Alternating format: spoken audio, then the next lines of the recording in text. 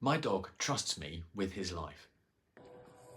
So often this season we've been rubbish away from home. That is, until of course we need to take him to the vets, at which point I am the most distrusted person within a 30-mile radius. Sydney, that's the dog, is not alone in trusting and distrusting.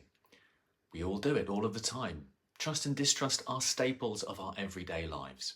And if we look at the literature on trust in relationships, then we can see that it's enormously valuable. Trust seems to be a requirement for long-term, stable, healthy relationships. Distrust, on the other hand, is associated with jealous cognitions and various sorts of abusive behaviour. In short, trust is good, distrust is bad. But if you believe some of the recent reporting that we've seen in the press, distrust is significantly on the rise. This research from Pew, although it is a few years old now, shows that most Americans seem to think that distrust in the federal government is a really bad thing. It's a serious challenge.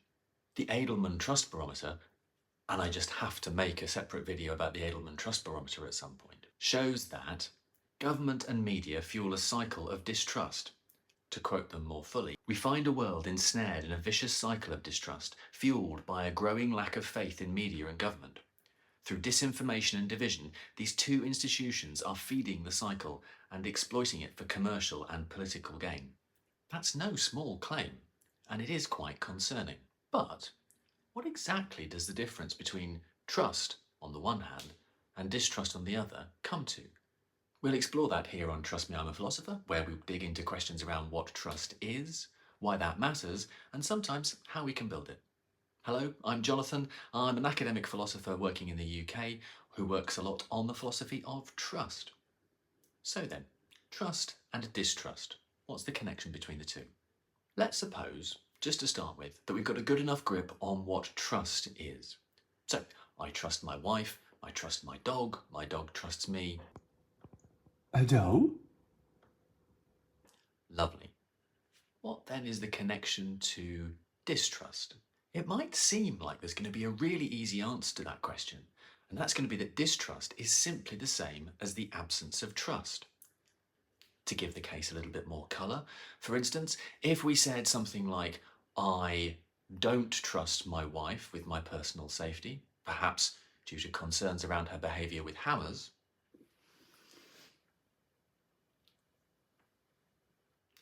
is that going to be just the same thing as saying that I distrust her? No, it's a tempting view, but it's an ultimately false one. Distrust isn't the same thing as just an absence of trust. There's going to be a significant and important difference between the two. To see why that's the case, we can use some examples. And what we'll do is we'll use examples to show that there are plenty of cases where we have an absence of trust, where we don't also have the presence of distrust. Of course, what we'll take that to show is that if we can have absence of trust without also being distrust, well, the two can't be quite the same thing then. That's what we'll use the examples to show. The first case that we'll use is quite straightforward. Imagine that you're meeting someone for the first time. So perhaps you're just walking up to them in the street, coming across them, they look perfectly ordinary. Do you automatically trust them? Maybe a bit, but not really. Seems like quite a stretch to say that we automatically just trust people upon meeting them. Well, okay, if we don't trust them, do we then distrust the person that we've just met on the street? Well, again, that doesn't seem quite right. Distrust seems to be the kind of thing that brings with it a certain degree of suspicion, suspecting the other person of doing bad things in some way, shape or form. If we're just meeting someone for the first time, it really doesn't seem that we're going to be suspecting them of that automatically. So there's our first case, a case where we don't seem to have trust, so we have an absence of trust, but we also don't seem to have distrust. Okay, how about a second case? Let's see if we can go for a case that has a little bit more colour. To start our case, let's imagine that you're thinking about going away on holiday, and that, like me, you have a dog. One of the things that you have to try and do when you're going away on holiday is to make arrangements for someone to look after your dog. You're going to be away for 2 weeks, perhaps the place that you're going doesn't have capacity to take a dog. So what might you do?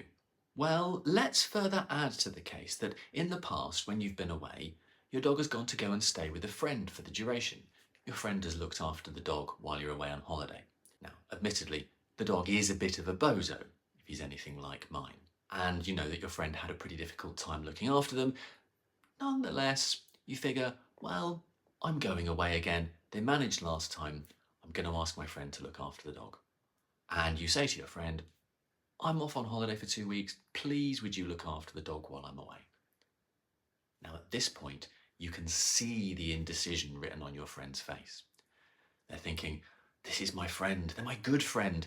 I love them dearly. I really want to help them and support them and look after their dog. And no, they haven't had a holiday for ages and really should do it. But on the other hand, you can also see the thought, I would do anything not to spend another 2 weeks with that furry bozo. Following what feels like an age, your friend responds to your request that they look after your dog with, sure, I can look after them. You get it though. The dog is a bozo. You're not going to make your friend do all that for you. You're going to make other arrangements. Okay, so let's review. You know your friend. You love them dearly. You know full well that if you do go away and leave your dog with them, that the dog will be really well cared for.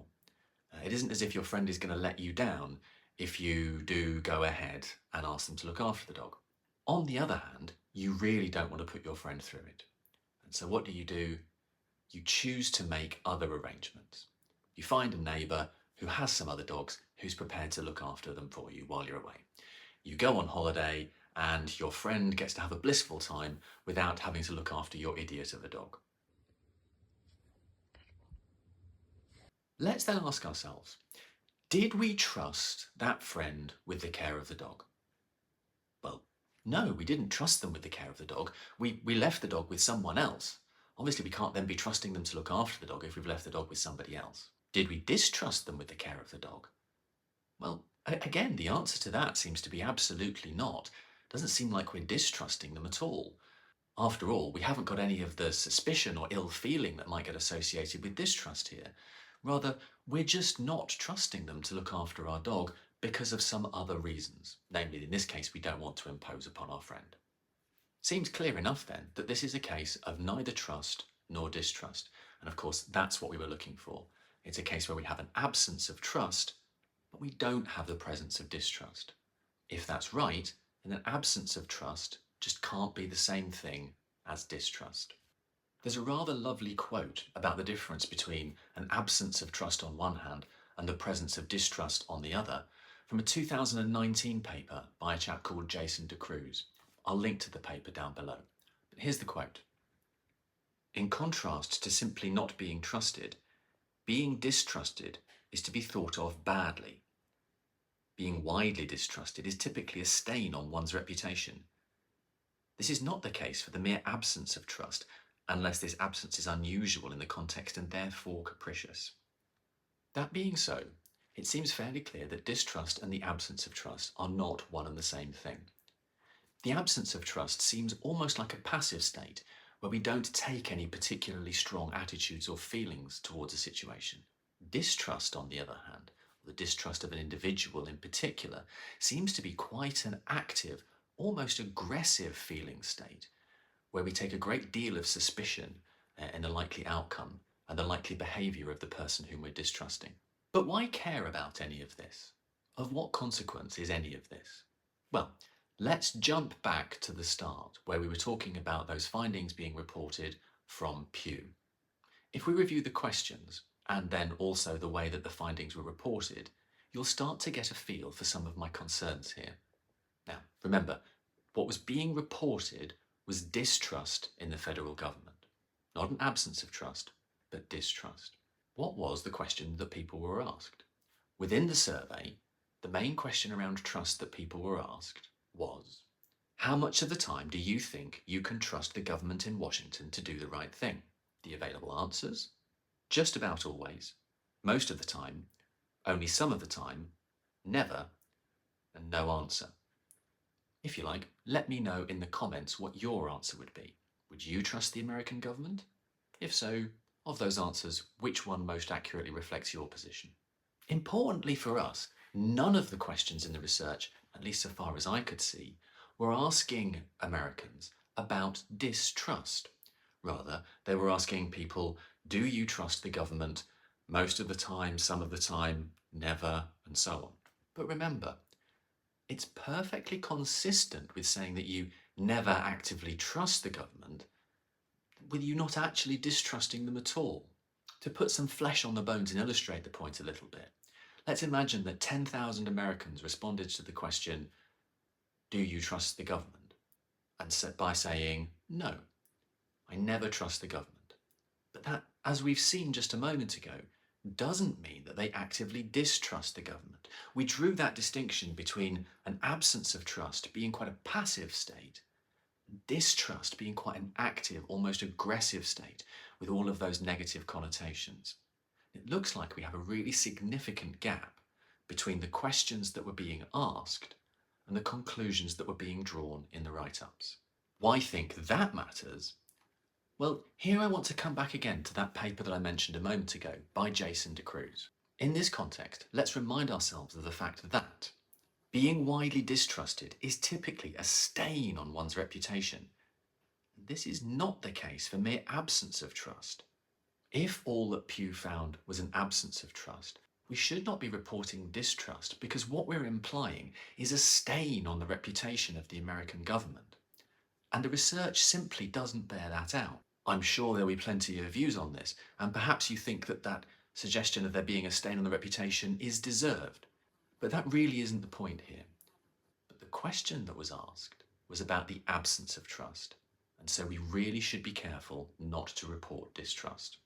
Maybe you don't buy it, but let me make it personal for just a second. Suppose that rather than it being the American federal government that's being surveyed about, it's actually you. You are the focus of a survey. Perhaps it's a 360 review at work. Suppose that your colleagues have responded, we're going to call you Bob for the purposes of this. There was a question asked, do you trust Bob? And folks have said, well, no, we don't trust Bob. I suspect that you would feel very, very differently were the findings of that reported as everyone distrusts Bob versus actually no one trusts Bob. In the case of no one trusting you, that might simply be a case of you've just started, people haven't got to know you, or perhaps in the particular context, they're not willing to make a judgment either way about trust or distrust. Perhaps sometimes you do good things and sometimes you do bad. The point, of course, is that you wouldn't want to have this reporting of a stain on your reputation that we get associated with distrust. And to be frank, I suspect if I were the American federal government, I would feel just like you, just like Bob, just like you. I would feel just like you.